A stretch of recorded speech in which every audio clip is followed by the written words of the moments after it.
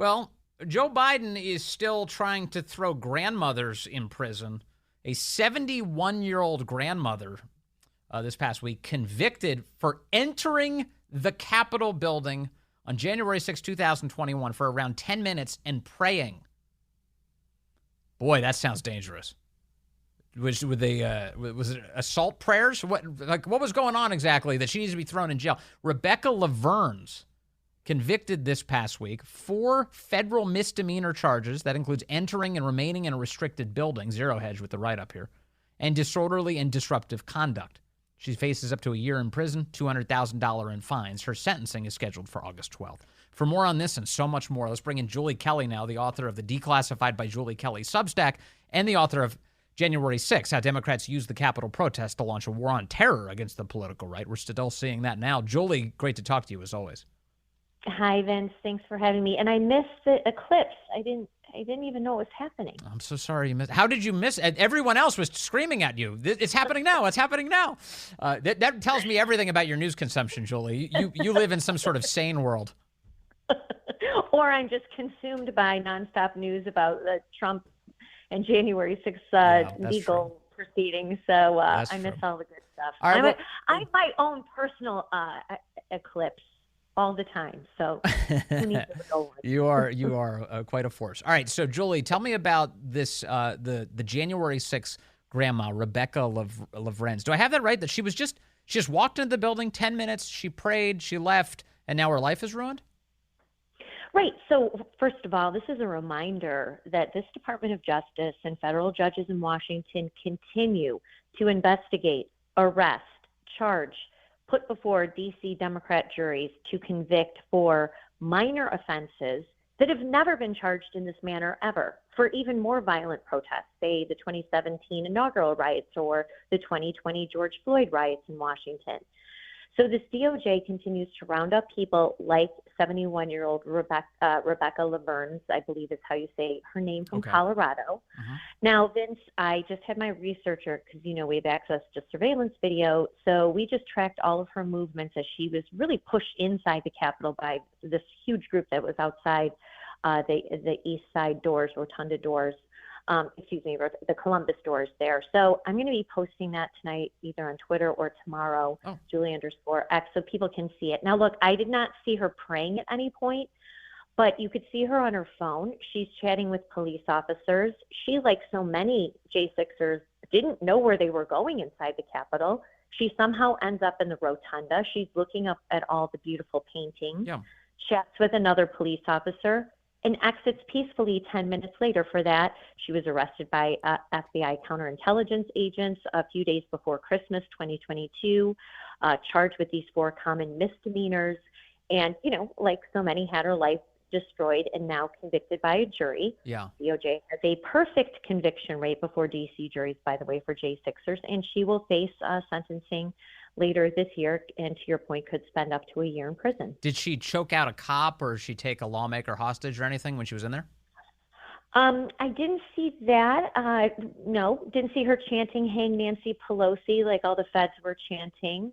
She didn't use bear spray against anyone. I did see her chatting with a police officer at the exit before she left. There were other people leaving the building at the same time, patting Capitol police officer standing there, patting him on the shoulder, thanking him, et cetera. More of these terrorists, trying to assassinate police officers. So the video will demonstrate a lot more than just her movements inside the Capitol, but how others responded as well. But look, Vince, we are now at the 1,400 mark, 1,400 Americans now arrested and charged for this 4-hour disturbance more than 3 years later, because Joe Biden and the Democrats need to keep this issue front and center to make it look like Donald Trump and his supporters are really domestic terrorists. I know, and they get more ridiculous by the day. 71-year-old grandmothers who went in for 10 minutes. We're like 5 minutes from them prosecuting an unborn child who was, being carried in utero into the building, who's now celebrating a couple birthdays later. They're like, you're being charged too. For what? It's honestly getting ridiculous. Don't give him any ideas, Vince. Don't give Matthew Graves, a D.C. U.S. attorney out there. Don't give him any ideas. I've got an idea for him. He could prosecute criminals. That would be a useful expression of his job, which is what he's supposed to be doing. But he's not doing that. Okay, let me move on to another injustice in our justice system. which is that, the left is very upset with a judge in Florida called Eileen Cannon. She's overseeing the document dispute between the Biden administration and Donald Trump. And they're furious at her because, as I understand it, she's not being mean enough to him. What is going on here? Right. They're mad at Judge Eileen Cannon because unlike, say, Judge Tanya Chutkan in Washington, or even you could argue Judge Scott Maxey in Fulton County, and certainly the other judges in New York presiding over Trump-related cases, she is not a rubber stamp for DOJ and Jack Smith. She has been very careful and deliberate in this unprecedented complex case that deals with classified documents, national defense information. But the bad blood, and I have this piece up at Real Clear Investigations, goes back to when she authorized the appointment of a special master, a third party, following the FBI raid of Mar-a-Lago. She basically said, I don't trust the Department of Justice and FBI to handle this evidence as it should. So I think a third party, a retired judge, should be part of this, vetting process of this evidence as to what is criminal evidence in a pending criminal case and what is personal privilege communication, which of course almost all of it was. So this started the bad blood, and this started her being sort of in the crosshairs of the Andrew Weissman types of the world who are demanding her recusal for none other than giving Donald Trump his due process rights and carefully handling this case. And aside from the special master order, which was reversed by the appellate court, she has issued other orders that are not favorable to Jack Smith, including unredacting some information that he wants concealed, not just from the public, but from the defendants themselves. So there's no evidence that she has any conflict of interest, that she's treating him in some sort of special way, that like anything suggesting that she's doing something untoward. Have any of these people that are calling for her to step down or recuse, did any of them call for Fani Willis to be thrown off of the case in Georgia? Oh, no, of course not. She was a hero. She's just, speaking her truth. And she's, she just happened to fall in love with the guy that she was paying $600,000, $700,000 out of the public kitty so they could go on vacations together. So no, of course not. And furthermore, I'll tell you what, I've been in her court, in the courthouse here in Southern Florida 3 times since November. I don't even see these people, Andrew Weissman, I don't see him showing up for these court hearings. I don't see Glenn Kirshner in the courthouse. I don't see any of her harshest critics actually showing up and watching her in action like I have. In fact, I think that there are corporate reporters who have respect for how she is handling this case, understanding. Yeah. I mean, look, she just denied 2 defense motions to dismiss the case for Presidential Records Act and vagueness of the Espionage Act. So it's not like, she is completely 100% siding with Donald Trump and the defendants. Right. But she also understands the gravity here. And furthermore, Vince, she understands the double standard of Donald Trump being the first president to ever be charged in this way when we just had Joe Biden skate for the same, if not worse, conduct in handling classified information, sharing it with ghostwriter, harboring it in unsecure locations in numerous buildings. Do you get the sense that Judge Cannon is open to discussing whether or not this is selective prosecution? I do. And I posted this piece after her March 14th hearing. This was 48 hours after Special Counsel Robert Hur gave his public and congressional testimony where he was under fire for both sides for his report. And she actually brought up the Hur report. And Judge Cannon forced Jay Bratt, who's the top prosecutor for Jack Smith, she forced him to admit a number of times that this was the first time that a former president or vice president had ever faced criminal charges for keeping classified or national defense information records. And she suggested to the government, to Jack Smith's team, that there would be reason for Donald Trump to believe, given the history of people like Bill Clinton, Hillary Clinton, certainly now Joe Biden, Mike Pence, and others, that he would feel like he would not be prosecuted for doing the same thing that other top officials have done as well.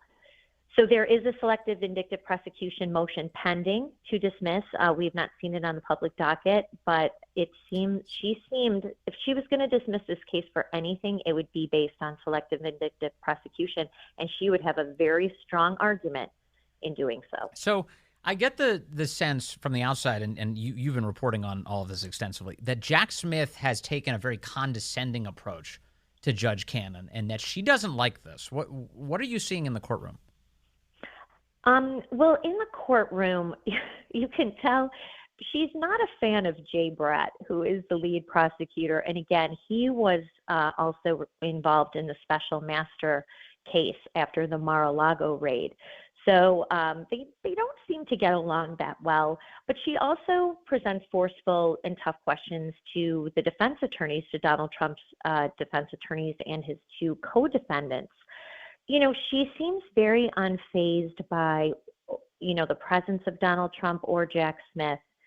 She's handling this, you know, she has a very good reputation. She's a former federal prosecutor, and she has a good reputation with her colleagues and people who've gone up against her as a prosecutor and certainly as a judge.